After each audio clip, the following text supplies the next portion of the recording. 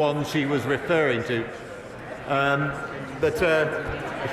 It puts me in a slightly difficult position as far as answering is concerned. But I will honestly say to the Honourable Lady, we spent £340 million on railways over this control period, including £125 million on the Core Valley lines, £4.7 million on St Clear Station, £4 million on the Bow Street Station, £2.7 million on the Cambrian line. Mr Speaker, in addition to that, we've spent money on projects such as the electrification of the South Wales line. The Cardiff Capital Region South Wales Metro is funded partly from the UK Government through a growth deal, and our commitment to the railways is... Secretary of State. Thank you, Mr Speaker. Direct train services between South Wales and Devon are a key part of our rail infrastructure, yet are mostly operated by older, less reliable rolling stock. What does he see for the prospects being to getting new, more modern trains operating these routes? Well, Mr Speaker, I'm pleased to be able to tell the honourable gentleman that more modern stock is currently being rolled out on those particular routes. So the honourable gentleman will be able to benefit from more comfortable carriages, which are also going to emit less carbon and therefore be better for the environment. Jerome Mayo. Thank you, Mr Speaker. Roads are a devolved matter, and the decision to close the Menai Suspension Bridge was therefore made by the Welsh Government. Work has commenced on the emergency replacement of brittle hangars dating back to 1938, and this will be followed by additional maintenance works. Welsh Government ministers assure me that, subject to safety assessments, the bridge is due to reopen at the end of this month. Jerome Mayo. Mr Speaker, the Menai Bridge supplies the lifeblood of tourism to Anglesey and the wider region. Given Welsh Labour's negligent handling of the maintenance of this bridge and now its closure for months, how does my right honourable friend think Welsh Labour is doing on their manifesto commitment to rebuild tourism in Wales? Well, I thank my honourable friend for that question. Quality road infrastructure is vital to unlocking the potential of the North Wales visitor economy. I do believe there are questions to be answered about the specification of the contracted PFI maintenance schedule for the bridge, awarded by the last Labour UK government in 1998, and about the stalled consideration of a third crossing of the Menai Strait. I urge the Welsh Government to publish the findings of the roads review and resume the improvement of the North Wales road network. Vital Fabricant. Question 9, sir. Mr Speaker, I have regular discussions with the Welsh Government on increasing investment in Wales and supporting the Welsh economy. Our plans to release one Welsh freeport alongside our investment in infrastructure will act as a catalyst for further investment from the UK and beyond. Vital Fabricant. Well, I'm grateful to my right honourable friend for his answer. During COVID, a number of Welsh nationalists, not all but some, used that opportunity in the closure of the Welsh border to incite anti-English feeling. And now we hear that Plaid Cymru, working with Labour, are going to introduce a hotels and other tax. What does he think that does for English investment into Wales? Well, Mr Speaker, I want to see people visiting Wales from England and from all over the world, and I'm sure that all those who do so will appreciate the natural beauty and all that Wales has to offer to the tourism industry. So I was disappointed that there were some people who appeared to be indulging in anti-English rhetoric during the COVID crisis. I hope all members of this House, I think, would condemn that sort of behaviour. And I would simply say I want to do more to encourage tourism, and that's why I regret the fact that the Welsh Labour government are bringing in a tourism tax. A tax on tourism is an attack on the tourist industry. Thank you, Mr Speaker.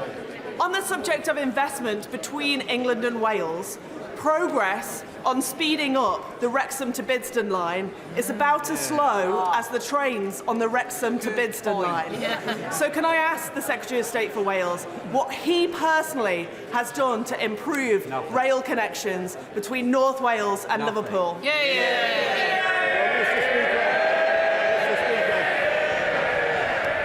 Mr Speaker, I'm sure I speak for the whole government in saying that we are completely committed to better rail connections across the United Kingdom. I'm well aware of the line between Wrexham and Bidston. I'm also aware that went through a business case procedure, which was not completely positive about it. But I can assure the Honourable Lady there are a number of projects in the RNET proposals which will be discussed shortly by the Department for Transport. That completes Welsh questions. Before we come to the Prime Minister's questions, I would like to point out that the British Sign Language interpretation of proceedings is available to watch on Parliament Live TV. We start with questions to Prime Minister. Kate Knifton. Question number 1, please, Mr. Speaker. Mr. Speaker, I know members from across the House will be as shocked and appalled as I am about the case of David Carrick. The abuse of power is truly sickening, and our thoughts are with his victims. The police must address the failings in this case, restore public confidence and ensure the safety of women and girls. There will be no place to hide for those who use their position to intimidate those women and girls or those who have failed to act to reprimand and remove those people unfit from office. Mr. Speaker, this morning I had meetings with ministerial colleagues and others. In addition to my duties in this House, I shall have further such meetings later today. Kate Knifton. Thank you, Mr. Speaker. As the project champion for the North Midlands Manufacturing Corridor, next week I'm bringing together businesses, leaders and local councillors from across the region in Parliament to set out to Department for Transport officials the importance of the A50-A500 corridor. The Prime Minister understands the importance of investing in our infrastructure and unlocking the potential of our towns and cities. So will he urge government colleagues from Bays and DLUC to attend the meeting and to hear more about the benefits this investment would bring to our region? Mr. Speaker, the government recognises the strategic importance of the A50-A500 corridor to the Midlands. I know final decisions on this scheme will be made in the third road investment strategy, which is fully published next year, but I know my honourable friend will be contacting ministers in the relevant departments to invite them to hear her case. We now come to the Leader of the Opposition, Keir Starmer. Thank you, Mr. Speaker. Can I join with the Prime Minister in his comments about the dreadful case of Carrick? Mr. Speaker, it's 3 minutes past 12. If somebody phones 999 now because they have chest pains and fear it might be a heart attack, when would the Prime Minister expect an ambulance to arrive? Mr. Speaker, it's absolutely right that people can rely on the emergency services when they need them, and that's why we're rapidly implementing measures to improve the delivery of ambulance times and indeed urgent and emergency care. But I'd say to the honourable gentleman, if he cares about ensuring that patients get access to life-saving emergency care when they need it, why won't he support our minimum safety legislation? Mr. Speaker, the Prime Minister can deflect all he likes, but for the person suffering from chest pains, the clock started ticking straight away. Every minute counts. That's why the government says an ambulance should be there in 18 minutes. In that case, it would mean just about 20 past 12. Now, I know he doesn't want to answer the question I asked him, so I'm going to ask him again. When will that ambulance arrive? Mr. Speaker, because of the extra funding we're putting in to relieve pressure in urgent and emergency care departments, because of the investment we're putting in ambulance call handling, we will improve ambulance times as we are recovering from the pandemic and indeed the pressures of this winter. But I say to the honourable gentleman again, because he makes my case for me, he describes the life-saving care that people desperately need. So why, when in other countries like France, Spain, Italy and others, why is he depriving people here that care? Mr. Speaker, he obviously doesn't know or doesn't care. I'll tell him. If our heart attack victim had called for an ambulance in Peterborough at 12:03, it wouldn't arrive until 10 past 2. These are our constituents waiting for ambulances I'm talking about. If it was Northampton, it wouldn't arrive until 20 Order. Mr. Blister, I hope you want to see the rest of the questions out, because I want you to be here. Well, you're going to have to behave better. Come on, Keir Starmer. Mr. Speaker, I'm talking about our constituents. If they were in Northampton, it wouldn't arrive until 20 past 2. If they were in Plymouth, it wouldn't arrive until 20 to 3. That's why someone who fears a heart attack waiting more than 2.5 hours for an ambulance. Not the worst case scenario, just the average wait. So for 1 week, will he stop blaming others, take some responsibility, and just admit, under his watch, the NHS is in crisis, isn't it? Well, Mr. Speaker, I noticed the one place the honourable gentleman didn't mention was Wales, where we know ambulance times are even worse than they are in England, Mr. Speaker. No, and the reason that is the case, because this is not about politics. This is about the fact that the NHS in Scotland, in Wales, in England is dealing with unprecedented challenges, recovering from COVID, dealing with a very virulent and early flu season, and everyone is doing their best to bring those wait times down. But again, I'll ask him, if he believes so much in improving ambulance wait times, why won't he support our minimum safety legislation? Mr. Speaker, he won't answer any questions and he won't take any responsibility. By 1 o'clock, our heart attack victim is in a bad way. Sweaty, dizzy, chest tightening. This is a heart attack and they're shouting, this is your constituent. By that time, they should be getting treatment. But an hour after they've called 999, they're still lying there, waiting, listening to the clock tick. How does he think they feel knowing an ambulance could be still hours away? Well, Mr. Speaker, the specific and practical things we are doing to improve ambulance times are clear. We are investing more in urgent and emergency care to create more bed capacity. We're ensuring that the flow of patients through emergency care is faster than it ever has been. We're discharging people at a record rate out of hospitals to ease the constraints that they are facing. And we are reducing the call-out rates by moving people out of ambulance stacks and being dealt with in a community. Now, these are all very practical steps that will make a difference in the short term. But I ask him again and again, and we know why. The reason that he is not putting patients first when it comes to ambulance waiting times is because he is simply in the pockets of his union paymaster. Mr. Speaker, this isn't hypothetical. This is real life. Stephanie from Plymouth was battling cancer when she collapsed at home. Her mum rang 999, desperate for help. She only lived a couple of miles from the hospital, but they couldn't prioritise her. She was 26 when she died, waiting for that ambulance. A young woman whose life was ended far too soon. And I said, Dad, I can't even fathom that pain. So, on behalf of Stephanie and her family, will you stop the excuses, stop shifting the blame, stop the political games, and simply tell us when will he sort out these delays and get back to the 18-minute wait? Mr. Speaker, of course Stephanie's case is a tragedy.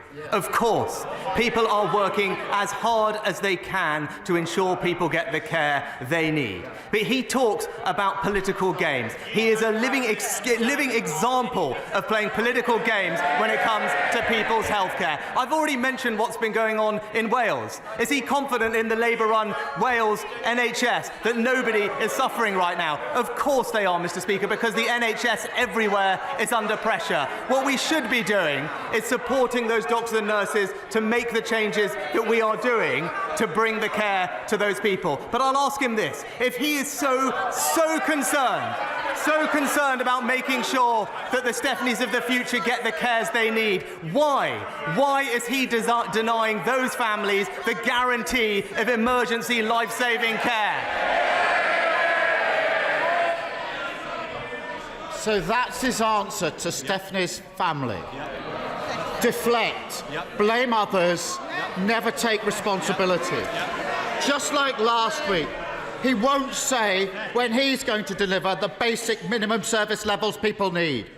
Mr. Speaker, over the 40 minutes or so that these sessions tend to last, 700 people will call an ambulance. 2 will be reporting a heart attack. 4 will be reporting a stroke. But instead of the rapid help they need, many will wait and wait and wait. So if he won't answer any questions, will he at least apologise for the lethal chaos under his watch? Mr. Speaker, he asks about the minimum safety levels. We will deliver them as soon as we can pass them. Why won't he vote for them, first of all? But, Mr. Speaker, we are delivering on the people's priorities. As we've seen this week, the honourable gentleman will just say anything if the politics suits him. It's as simple as that. He will break promises left, right and centre. He promised to nationalise public services. He promised to have a second referendum. He promised to defend the mass migration of the EU. And now we're apparently led to believe that I expect the front bench just to keep a little quiet, because if they don't, there's somewhere else for them to shout their noise. Prime Minister. Mr.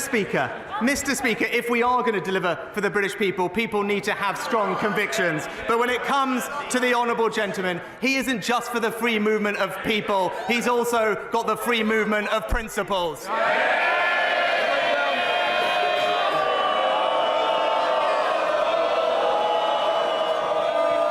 Mr. Speaker, Another one lost, Keir. on Monday, the independent Net Zero review was published by my honourable friend, the member for Kingswood. Does my right honourable friend join me in welcoming many of those recommendations, and in particular to provide clarity and continuity to all those working to decarbonise our economy, especially those supporting South Shropshire Climate Action Group in my constituency? Well, Mr. Speaker, can I thank my right honourable friend, the member for Kingswood, for his view, but also pay tribute to my right honourable friend for his work in this area. I'm pleased that the report recognised the UK's leadership in tackling climate change and catalysing a global transformation in how other countries are dealing with it. We have, as the report acknowledged, exceeded expectations to decarbonise, and we're responding to the full range of the review's requests and recommendations in the coming year. Leader of the SNP, Stephen Flynn. Mr. Speaker, to promise is a thing, to keep it is another. Well, the Scottish Government kept their manifesto promise to the people, and thanks to support from members of all political parties in Holyrood, the GRR bill was passed. Surely in that context, the Prime Minister must recognise that it is a dangerous moment for devolution when both he and indeed the Leader of the Opposition seek to overturn a promise made between Scotland's politicians and Scotland's people. Well, Mr. Speaker, let me be crystal clear that the decision in this case is centred on the legislation's consequences for reserved matters, as is laid out in the Scotland Act, which established the Scottish Parliament, which the honourable gentleman talks about, and at the time supported by the SNP. This bill would have a significant adverse effect on UK-wide equalities matters, and so the Scottish Secretary, with regret, has rightly acted. No evidence. Mr. Speaker, let me be crystal clear. This is the Conservative Party seeking to stoke a culture war against some of the most marginalised people in society, and Scotland's democracy is simply collateral damage. And on that issue of democracy, let's reflect, because on Monday the UK Government introduced legislation to ban the right to strike against the express wishes of the Scottish Government. On Tuesday, they introduced legislation to overturn the GRR against the express wishes of the Scottish Government. And this evening, they will seek to put in place legislation that rips up thousands of EU protections against the express wishes of the Scottish Government. Are we not now on a slippery slope from devolution to direct rule? No, Mr. Speaker, of course we're not. This is simply about protecting UK-wide legislation, about ensuring the safety of women and children. This is not about the devolution settlement. I would urge the honourable gentleman and his party to consider engaging with the UK Government on this bill, as we did before the legislation passed, so that we can find a constructive way forward in the interest of the people of Scotland and the United Kingdom. Edward Timpson. Thank you very much, Mr. Speaker. The care, education and support that children receive in their earliest years has the biggest impact on their future life outcomes. And that's why the affordability, accessibility and quality of childcare is so important for families in Edinburgh and right across the country. Yet, despite significant investment by the UK government since 2010, for too many families the childcare system remains inflexible, complex and expensive. So can I ask my right honourable friend to restate to this House his commitment to address this essential and pressing issue so that every child can have the best start in life? Well, I know this is a topic my honourable friend knows very well from his own background, and he's right that it is essential to access quality childcare, which is why we provide every 3- and 4-year-old eligible with at least 15 hours a week of free childcare, and we are considering new plans to improve the cost, choice and affordability of childcare, whether consulting on ratios or indeed supporting more people to become childminders. Andy. A Transport Secretary implying NHS workers are deliberately putting people in danger. A Health Secretary pitting dedicated nurses against vulnerable patients. Does the Prime Minister really expect the public to believe that the very people who have dedicated their lives to saving life and limb are so reckless? Or is it not the case that this government have pushed them to their absolute limit and they have no other option but to strike? Mr. Speaker, we have enormous respect and gratitude for all our public sector workers, especially those in the NHS, which is why we have backed them with not just record funding, but also record investment in more doctors and nurses, 15,000 more doctors, 30,000 more nurses, and more life-saving equipment, which will help them do their jobs, and we continue to want to engage constructively in dialogue with them. David Simmons. Well, thank you, Mr. Speaker. Ruislip, Northern and Pinner has a great many car-dependent, older and disabled constituents, many of whom are horrified to read that the Mayor of London may have manipulated the outcome of his own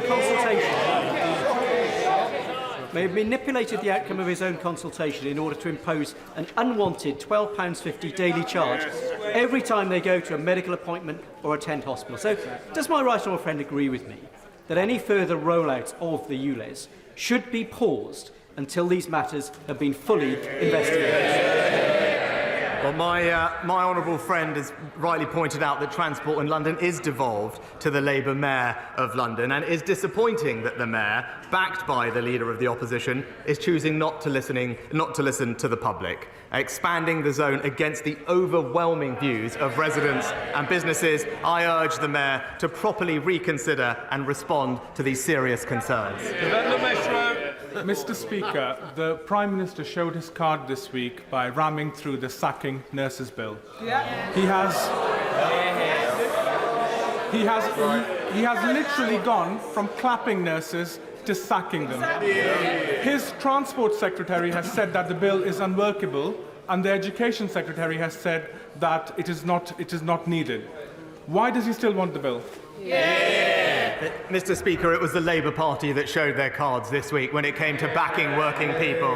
What I'd say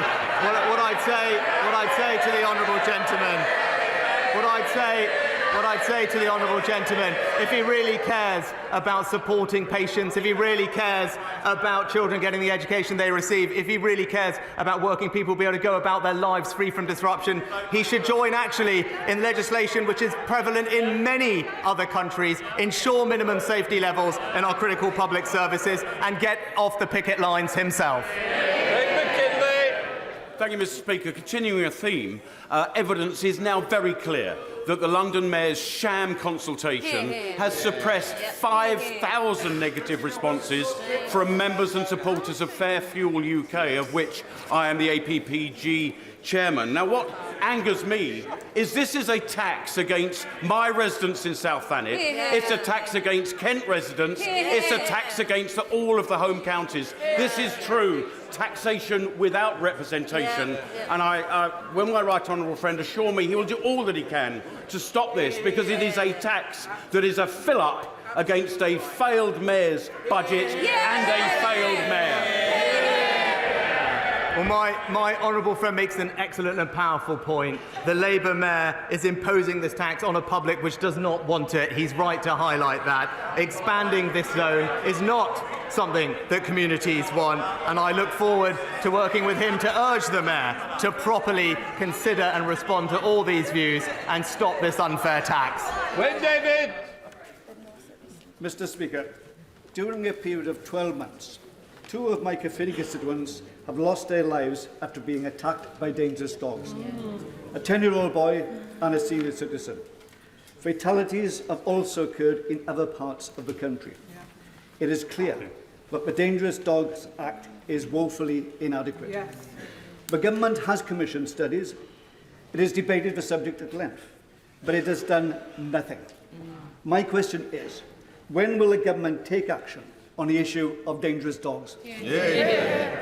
Well, the honourable gentleman raises a very important case, and I'm very sorry to hear about the specific families that he mentions, and we recognise that dog attacks can have horrific consequences, and I want to assure him that we take the issue incredibly seriously, and that's why we've established a working group between police, local authorities and other key stakeholders to consider all aspects of tackling irresponsible dog ownership. That working group will make its recommendations later this year, and of course the government will respond promptly.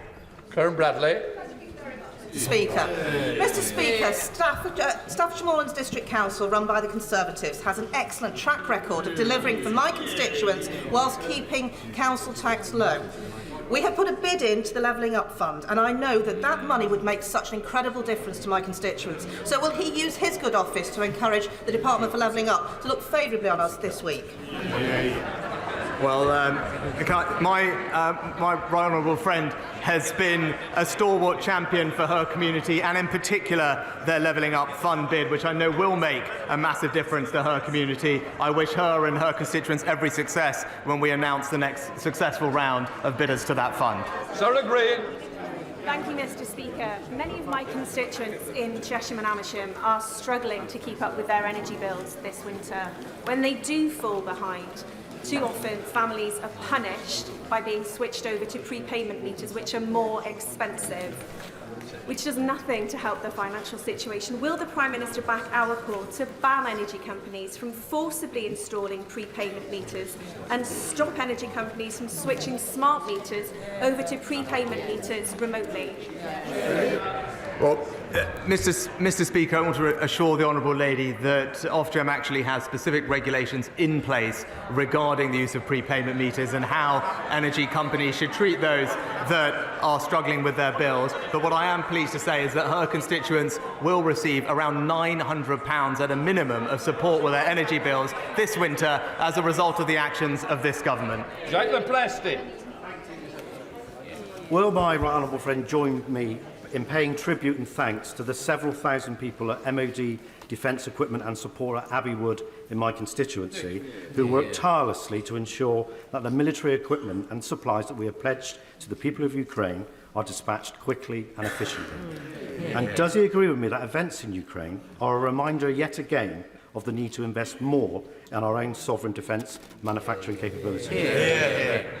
Well, Mr. Speaker, my honourable friend makes an excellent point, and I'm happy to join him in paying tribute to his constituents at the MOD facility. The work they are doing is making a critical difference in the fight to combat Russian aggression in Ukraine. I know it's extremely appreciated both by the President of Ukraine and his people, and he's right also that it highlights the need for more investment, which is why we're putting £24 billion of investment into our armed forces, but also increasing the amount of kit that we manufacture here at home. Bill Lavery. Thank you, Mr. Speaker. It's almost a year to the day since the then Business Secretary, at a visit to the British Rail site in my constituency, promised the company £100 million and proudly boasted to the national media that he couldn't think of a better project that better demonstrated levelling up. Yesterday, the company entered administration, having received not a penny in financial support from the government. Would the Prime Minister agree with me that there's not a single project in the country that better demonstrates the government's lack of industrial strategy, failure of levelling up, an abandonment of the North East. Well, Mr. Speaker, first of all, let me say my thoughts are with the company's employees and families at the time, and we stand ready to support those impacted. Now, let me just outline for the Honourable Gentleman what exactly has happened. We did offer significant support to British Volt through the Automotive Transformation Fund, considerable amount of funding, but entirely reasonably, and it's not something that I expect the Labour Party to understand, that support was conditional on the company receiving private investment as well, which I think is a sensible protection for taxpayers. Unfortunately, that didn't materialise, but I think it's completely wrong to take from that about what else is happening in the North East. Across the North East, there is new investment in the new Envision and Nissan plant, in electric vehicle manufacturing, £1 billion investment in the North East. Just look at what's happening in Teesside or on clean energy. This government is committed to the North East, and it will deliver more jobs and opportunity under this Conservative administration. Thank you, Mr. Speaker. Mr. Speaker, the Prime Minister has long been a friend to business. As Chancellor, he listened to businesses in Stoke-on-Trent Central about their issues. Stoke-on-Trent has a wide range of manufacturing, fabrication and engineering excellence. Does he agree with me that growing these activities is a vital strand of our levelling up ambitions? And may I invite him to revisit my constituency to meet with them?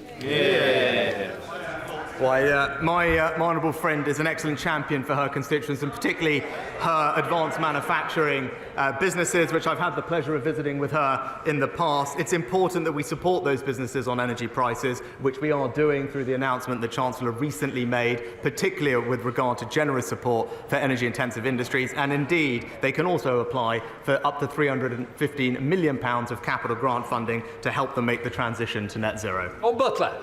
Thank you, Mr. Speaker. Mr. Speaker, when I had breast cancer, I had phenomenal nurses. When I had to be rushed to the A&E, the ambulance crew looked after me. Unison, GMB, they're on strike because no one's negotiating with them. Mr. Speaker, for the first time in the Royal College of Nursing history, they have balloted and they are on strike today. I've spoken to the General Secretary of the RCN.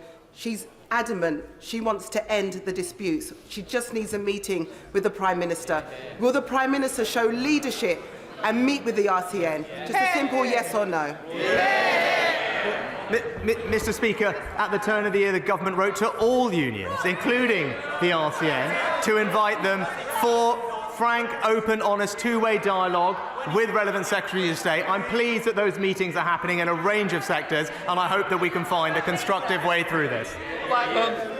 Speaker, as we approach Holocaust Memorial Day, colleagues can sign the early day motion, they can sign the Book of Commitment, they can attend the various commemorative services. I have to report some very sad news to the House, that the well-known Holocaust survivor, Ziggy Schipper, died at the age of 93 in the early hours of this morning. He was a survivor of Auschwitz, Birkenau and Stutthof concentration camps. He spent his life in this country spreading his message of hope to young people. Will my honourable friend join with me in thanking Ziggy for his life, for his message, which is very vitally important as we sit here today. Do not hate. Well, Mr. Speaker, I'm very sorry to learn that Ziggy has passed away, and my thoughts are, of course, with his family. I know he was a man with wonderful, wonderful energy and humanity, and I pay tribute to him for his work, and indeed all Holocaust survivors who have so bravely shared their testimonies. We must never forget the Holocaust, and as my honourable friend rightly said, I know the whole House will join me and him in echoing Ziggy's message, which is poignant and accurate. Do not hate. Graham Stringer.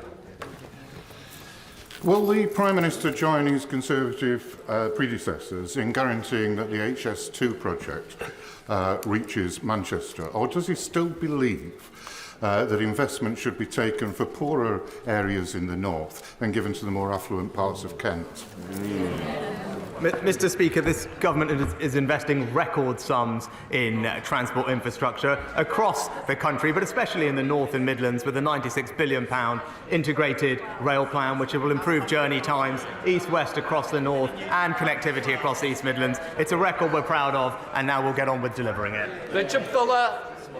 Speaker, there's been a 40% increase in patients on roll with GPs in Biggleswade in the last 15 years, but last week proposals for a Biggleswade Health Hub were not progressed, despite financial support from Conservative-controlled Central Bedfordshire Council. So can my right honourable friend advise me what is the status of our manifesto commitment to infrastructure first, and will he and his ministers work with me to bring together the various parts of the NHS to bring the Biggleswade Health Hub back on track? Well, I'd be very happy to organise a meeting for the Honourable Gentleman to discuss how to progress his project. He's right about the importance of primary care. There is more investment going in, but we want to make sure it works for his constituency, and I look forward to arranging a meeting with him with the relevant minister. Thank you, Mr. Speaker. The Prime Minister is well aware of the injustice of prepayment meters, not recently because he commented on it earlier in a question, because it's long-standing. Higher tariffs and higher social charges. Why then has he allowed a situation where hundreds of thousands have been forced into that penury at a time when winter is upon us and prices are rocketing, and where we face a situation of 8.4 million people facing fuel poverty in April? All he requires to do is to instruct, through himself or through a minister, Ofgem to ensure that there's an equalisation of tariffs between debit and credit, and also that his government takes steps to provide a fund for those who have seen debt arise because of his government's failures. Will he end that manifest injustice of the poor paying most? Well, Mr. Speaker, I think the Honourable Gentleman's proposed bill would also increase bills for many millions of families, so I'm not sure it is the right approach. But what we are doing is providing around £900 of specific support with all families' energy bills this winter. There's further targeted support for those who are most vulnerable, which is absolutely the right thing to do. And, as the Chancellor has already announced, we're consulting on what the best thing to do going forward, including options, as he mentioned, such as a social tariff, as part of our wider reforms to the retail energy market. Laura Farris. Thank you, Mr. Speaker. Every single country in the G7 requires some level of minimum service to be provided when strikes take place in essential public services, often with laws that actually go much further than that. Does my right honourable friend agree that the British people should be entitled to the same basic level of protection when strikes take place in these services? And does he think the former Labour Prime Minister Tony Blair had a point when he said last year the big defect at the birth of the Labour Party was its tie to organised labour? Well, Mr. Speaker, my honourable friend put it very well, but she's right to make the point that what we're proposing is in line with the vast majority of other countries around the world. Indeed, many countries ban strikes in blue light services altogether. We are not doing that. We are joining countries across continental Europe in having minimum safety laws, which I think reasonably the public would expect to have a level of emergency life-saving care in the event of strikes. I think that's a common sense, reasonable position to take, and we all know why the party opposite can't bring themselves to support it. Thank you, Mr. Speaker. This month, the Right Honourable Member for Stratford-upon-Avon was forced to pay millions to HMRC to settle a tax dispute. Was the Prime Minister aware of the investigation when he appointed him to his Cabinet and as Chairman of the Conservative Party? Will the Prime Minister demand accountability from his Cabinet members about their tax affairs? Well, Mr. Speaker, my honourable friend has already addressed this matter in full, and that's nothing more that I can add. Speaker, if I may, I would like to begin by putting on record this House's heartbreak at the tragic death this morning of our friend Dennis, the Minister of Interior Affairs in Ukraine, and his deputy, and all those who were killed in that tragic accident. I'm sure this House is united in our feeling on that. Turning to more local affairs, as many have pointed out, the government, I understand, is in the final furlongs of giving out its levelling up bids, and I must ask him to look kindly upon building the borough market of the Midlands and building a future Meditech hub in Rutland. So can he assure me that not just urban, but also rural areas will be levelled up? Well, Mr. Speaker, let me join with my honourable friend in paying tribute to the family of the Interior Minister in Ukraine. I know our thoughts will be with him at this difficult time. And also I can confirm to her that this government believes levelling up should apply equally everywhere across our United Kingdom. Urban and rural communities up and down the country will get the benefit of having the investment that they deserve, making sure that we can spread opportunity and ensure everyone has pride in the place that they call home. Thank you very much, Mr Speaker. David Cameron said the Scottish Parliament was one of the most powerful devolved parliaments in the world. Yet the Prime Minister continues to block the Scottish Parliament's clear mandate to allow Scots to choose their own future. And on Monday he sent his MPs through the lobbies to deny Scottish workers the right to strike despite overwhelming Scottish Parliament opposition. And on Tuesday he sent his Secretary of State for Scotland to block an act of the Scottish Parliament voted for by 70% of MSPs, including Tories. Does he still think that David Cameron's ridiculous assertion holds any water whatsoever? So, well, Mr. Speaker, there have been 347 acts passed by the Scottish Parliament, which is undeniably one of the most powerful devolved legislatures anywhere in the world. In this exceptional case, it's clear that the Act does have adverse consequences for UK-wide equalities legislation. So in those very exceptional circumstances, the Scottish Secretary has regretfully taken the decision to block passage of the legislation. But as I said previously, we want to engage in a dialogue with the Scottish Government to ensure that we can find a constructive way through. Aaron Bell. The British people rightly expect us to be able to control our borders, so I was very pleased that the Prime Minister made one of his 5 priorities the need to stop the boats in the Channel. Can he reassure me and my constituents in Newcastle-under-Lyme that not only will we bolster the patrols on the French beaches, but we will make sure that people who do make that dangerous journey and arrive are removed? Well, Mr. Speaker, my honourable friend is right that this is a priority for all our constituents. He's right to highlight the new deal that we have with France, which increases funded patrols on French beaches by 40%. And as he said, we must go further to solve this problem once and for all. And that means introducing new legislation that makes it unequivocally clear that if you enter the UK illegally, you should not be able to stay here, but instead will be swiftly detained and removed. Imran Hussain, Mr. Speaker, last night the BBC revealed the Foreign Office knew the extent of Narendra Modi's involvement in the Gujarat massacre that paved the way for the persecution of Muslims and other minorities we see in India today, with senior diplomats reporting that the massacre could not have taken place without a climate of impunity created by Modi, and that he was, in the FCO's own words, directly responsible for this violence. Given that hundreds were brutally killed and that families across India and the world, including here in the UK, are still without justice, does the Prime Minister agree with his diplomats in the Foreign Office that Modi was directly responsible? And just what more does the Foreign Office know of his involvement in this grave act of ethnic cleansing? Well, Mr. Speaker, the UK government's position on this has been clear and long-standing and hasn't changed. Of course, we don't tolerate persecution where it appears anywhere, but I'm not sure I agree at all with the characterisation that the honourable gentleman has put forward. That completes Prime Minister's questions. I'll just let the chamber clear.